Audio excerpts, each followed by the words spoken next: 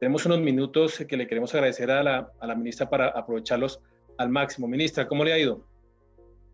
Buenos días, Ernesto, buenos días a todos. Bueno, trabajando mucho, muy intensamente, como usted bien lo menciona, tenemos un deber grandísimo de darles opciones a los estudiantes, a los maestros, y en eso estamos con todo el equipo, ¿no?, del ministerio.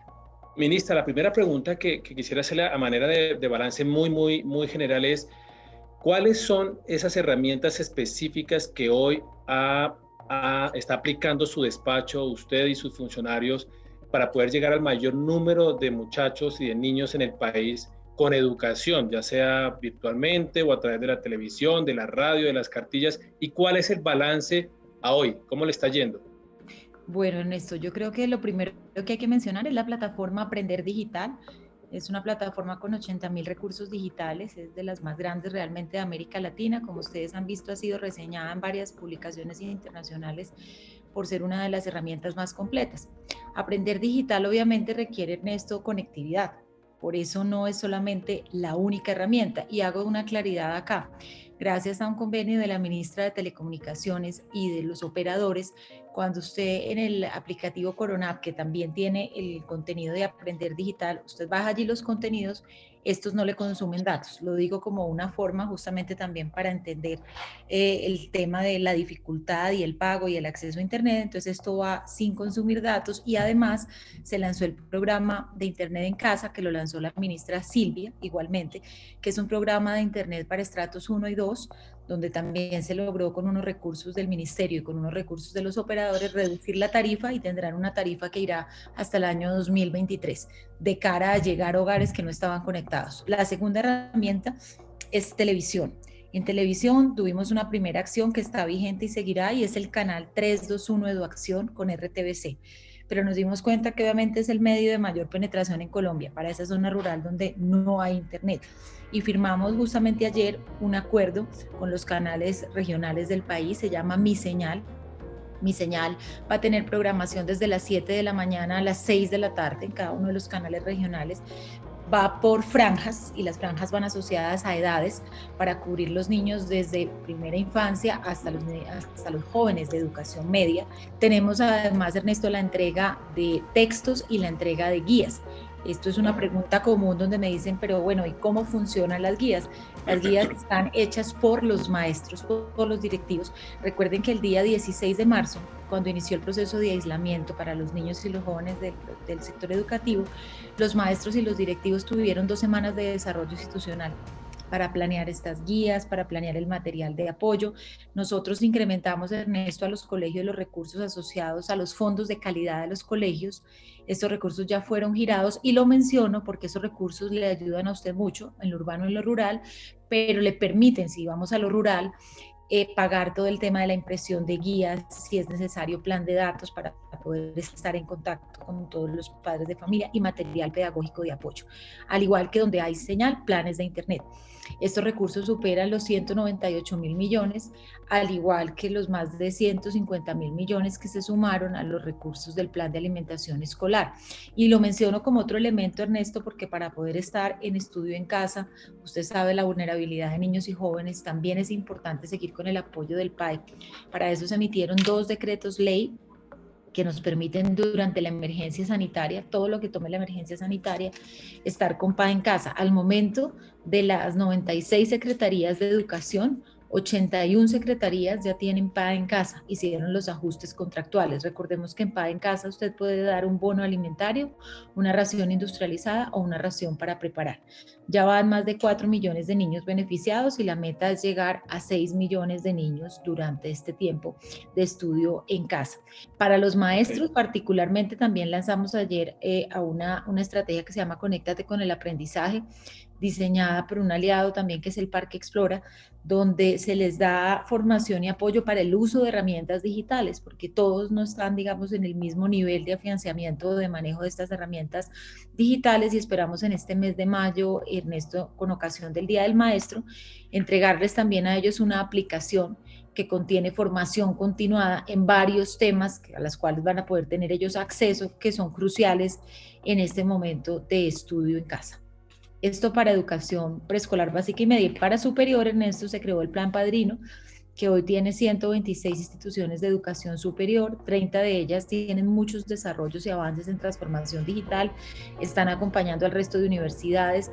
Nosotros generamos un laboratorio de innovación con recursos del ministerio y a través de este laboratorio la idea es acompañar a las universidades que no tenían tantos desarrollos digitales. Y finalmente, Ernesto, para educación superior, el plan de alivios ICETEX COVID-19, que fue otro decreto ley, que permite beneficiar a más de 100.000 estudiantes y que contempla temas de alivios en tasa, plazos, amortizaciones y la creación de un fondo de garantías para el segundo semestre de este año para jóvenes que no tengan un codeudor y puedan obtener crédito de ICETEX. Así vamos. Ok. Ministra, buenos días. La situación de emergencia, obviamente, a pesar de los muchos esfuerzos, ha generado grandes inconformidades en padres de familia, colegios privados, estudiantes universitarios. ¿Qué posiciones tiene el ministerio frente a las diversas peticiones que ellos han estado haciendo las últimas semanas? Bueno, básicamente, Adriana, tanto colegios privados, jardines, como instituciones de educación superior están pidiendo como unos recursos, una línea de financiación, de cofinanciación, que les permita tener como un flujo de caja y poder reorganizar en esta situación su estructura financiera y sobre todo responder también a las familias que dependen de esos colegios, de esas instituciones. Esperamos pronto, ojalá la semana entrante, estamos diseñando una línea con el Ministerio de Hacienda que pueda cobijar colegios, jardines y universidades, una línea de cofinanciación, de financiación, pero pues esa noticia la podremos dar hasta la semana entrante de forma precisa, Adriana, para darles todos los detalles de qué contendrá, pero decirle que sí estamos trabajando en ello, bajo los mismos mecanismos o con el mismo esquema que el gobierno ha hecho para apoyar otros sectores de la economía, de la sociedad. Ya estamos diseñando una para educación particularmente. La suspensión de clases presenciales por el momento va hasta el 31 de mayo. También se ha dicho que toca reactivar la economía y que probablemente toque volver a clases presencial. ¿Ustedes están pensando en reabrir los colegios? Y si es así, ¿en qué fecha sería aproximadamente? Claro, esta pregunta me la hacen reiteradamente y tengo que ser igual de responsable cada vez que me la preguntan. Hoy en una entrevista me la hicieron como 4 veces. Por ahora la única fecha que está fija es 31 de mayo.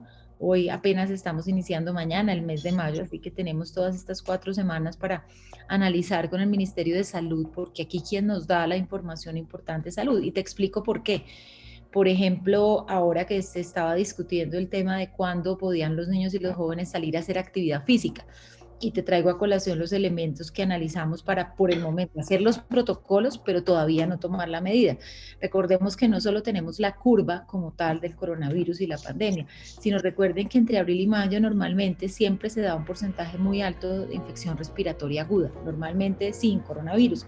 Y esto tiene que ver obviamente con el clima en Colombia. Entonces, esa fue, por ejemplo, una de las razones para decir estas semanas, de la semana 19 a la 22, son semanas muy difíciles a niveles de enfermedades respiratorias agudas.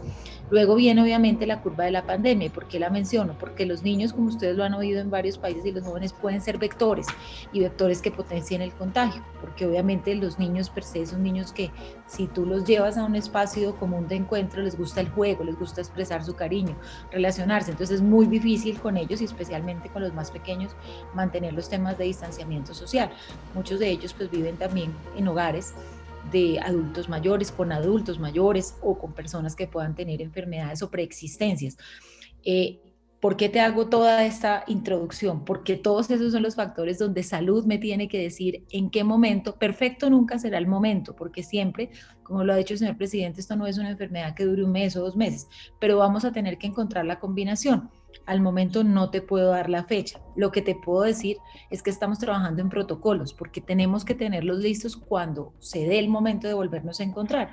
Y te puedo contar de una reunión que tuvimos el día de ayer, porque Colombia pues hace parte de los 17 ministros a nivel del mundo que estamos trabajando con UNESCO todo el proceso de preparación para volver a clases. Y ahí te puedo contar, ahí está Europa, Asia, países árabes, América Latina, etcétera. Te puedo contar que al momento pues hay un número pequeño que ya volvió a clases de países. En Europa va a ser hacia finales de mayo que contemplan regresar a clases. Lo van a hacer, para darte un ejemplo, de forma gradual, por grados y por zonas, por territorios. O sea, no todos los territorios van a iniciar. ¿Por qué? Porque tienen muy buena información de cómo se da el proceso de contagio en regiones y con base en esta información van decidiendo y entran, por ejemplo, gradualmente los niños de primaria, secundaria, etcétera, con una premisa de ir evaluando qué pasa, ir evaluando con el vector de contagio y con unos protocolos muy, muy serios en el tema de salud pública dentro de las instituciones educativas, de distanciamiento social e incluso con algunos, ¿cómo se podrá decir? Como turnos o momentos donde los niños del mismo grado todos no van el mismo día. Ministra, en esa misma línea y también como revisando un poco los ejemplos de Italia y de España, ¿se ha pensado en el aprobado general para los estudiantes de los colegios, tanto de calendario A como los de calendario B, que ya están por terminar el año? Claro, es que para eso había que poner en contexto la noticia que salió de Europa, particularmente de España, que no se entendió realmente muy bien acá en el contexto colombiano. Primero, ellos son todos calendario B, ya están por terminar y realmente la pandemia impactó solo las últimas semanas de su ciclo, ya habían hecho casi todo el ciclo escolar. Cuando lo expresó allí la ministra decía que pues iban a mirar, a tomar medidas para que lograr que todos los jóvenes avanzaran. Textualmente no es aprobado general, pero sí es propiciarlo. Nosotros aquí tenemos que ser muy estrictos en eso, Adriana, de entender que nosotros vamos más o menos en la semana 14 de 40 semanas lectivas, que tenemos que, más allá de rankear, que esa para nada es el objetivo, tenemos que entender que esta es una situación única que vive el país y que tenemos que ayudar a que los niños avancen en su aprendizaje, y para que avancen tenemos que usar mecanismos de evaluación, y estos mecanismos los estamos diseñando también, Adriana, con el ICFES, más allá de las pruebas tradicionales, con ciertos contenidos que le permita al maestro, como te decía anteriormente, saber sobre todo dónde están las brechas que durante todas estas semanas se dan, y que las semanas que podamos estar presencialmente, más bien concentrémonos en trabajar elementos de evaluación que ayuden a los niños y a los jóvenes a estos temas que no tienen afianzados o donde hay brechas, poderlos desarrollar. Y por ejemplo, ministra, pensar en no solo en el tema de las notas, las calificaciones, sino de pronto un método que sea más simple y conveniente en el momento, como es el aprobado y el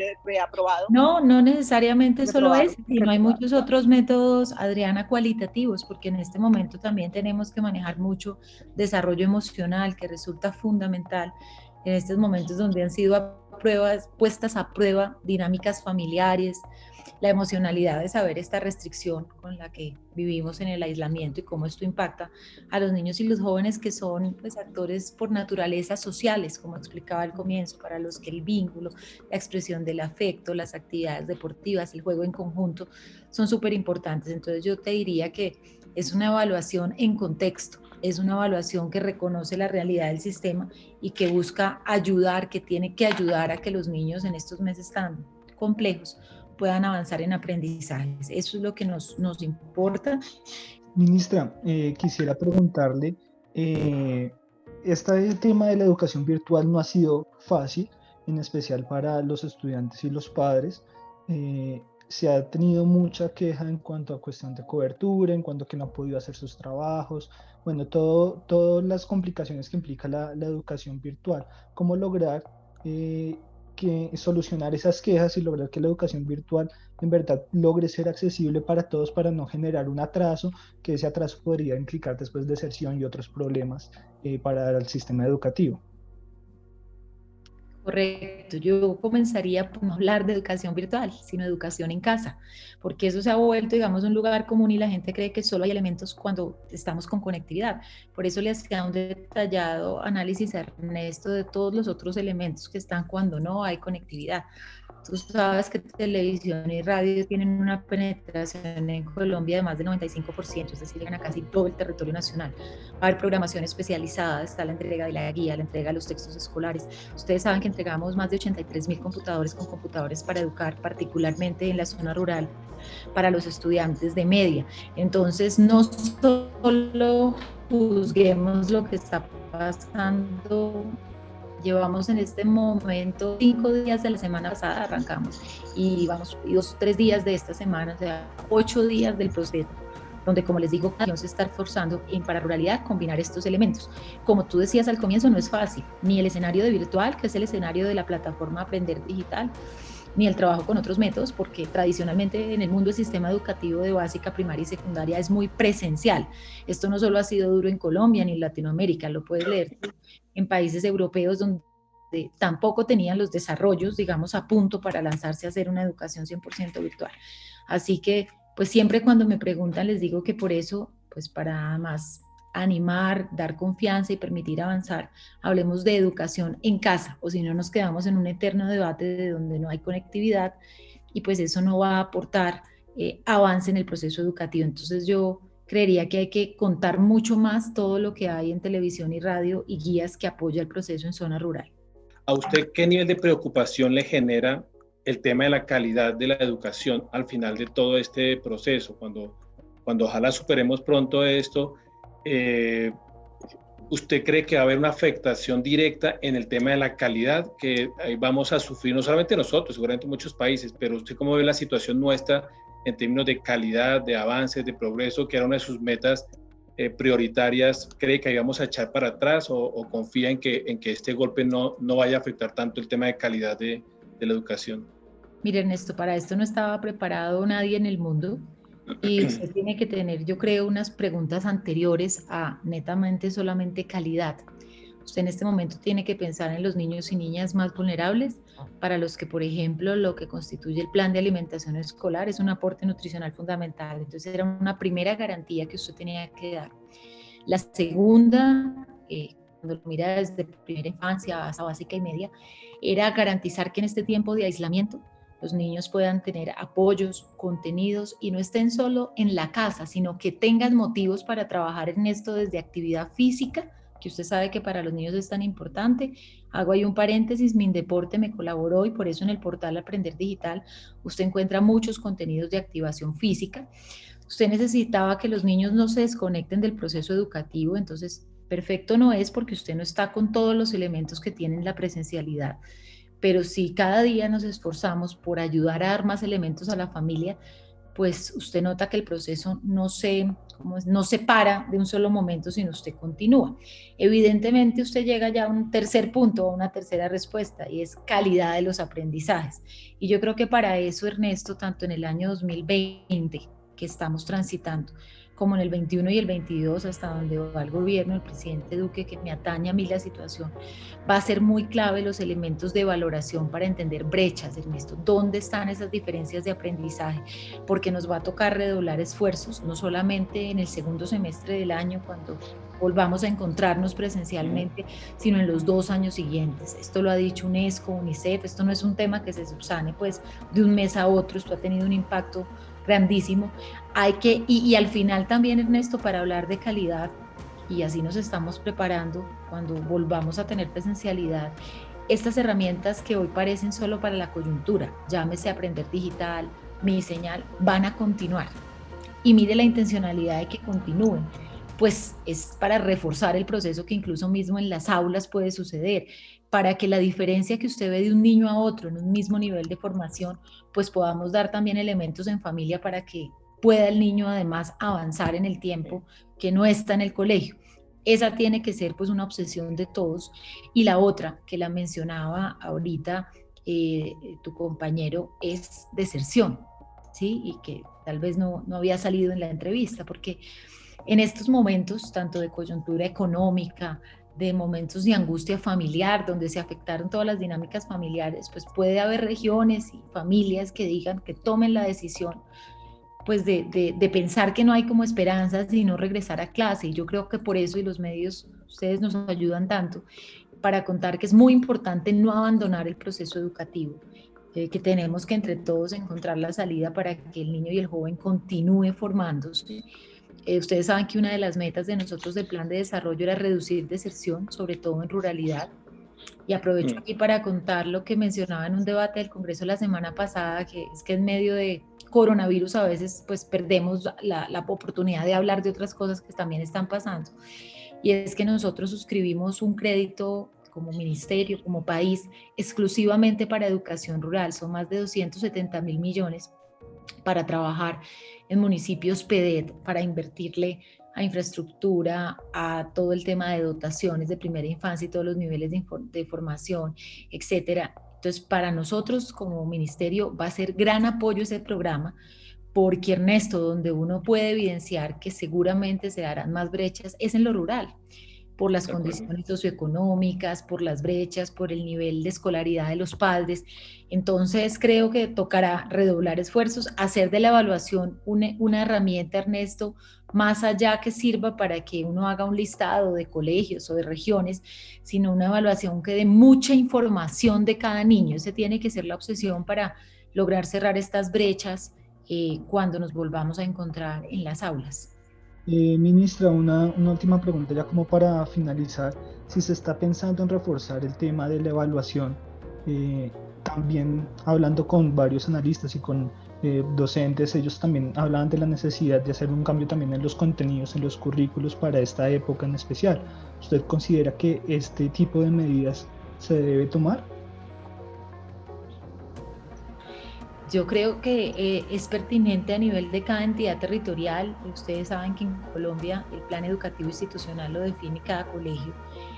Hacer esta valoración de qué competencias fortalecer más, qué competencias poner sobre la mesa, que vinculan igual, o sea, no puede estar ausente de eso pensamiento matemático, no puede estar ausente de ello todo el tema científico, la comprensión lectora, pero hay que sumar sobre todo elementos de manejo de emociones, de ciudadanía, de medio ambiente, que van a ser claves para adaptarnos a distintos esquemas, medio ambiente, exactamente. Ya hay muchos colegios, ustedes saben que en Colombia eligen su énfasis, tenemos varios en el tema medioambiental, varios en el tema de ciudadanía y paz, varios en el tema científico, que por ejemplo han hecho mucha investigación asociada a robótica. Entonces, bienvenido tu punto, porque creo que cada colegio tiene que entender qué ajustes con sus maestros hacer que sean necesarios para responder a lo que esta pandemia misma y la flexibilidad que nos exige presencialidad y no presencialidad demanda. Muchas gracias por su tiempo, ministra, y muchos éxitos en su debate. Sí, señor, muchas gracias a todos.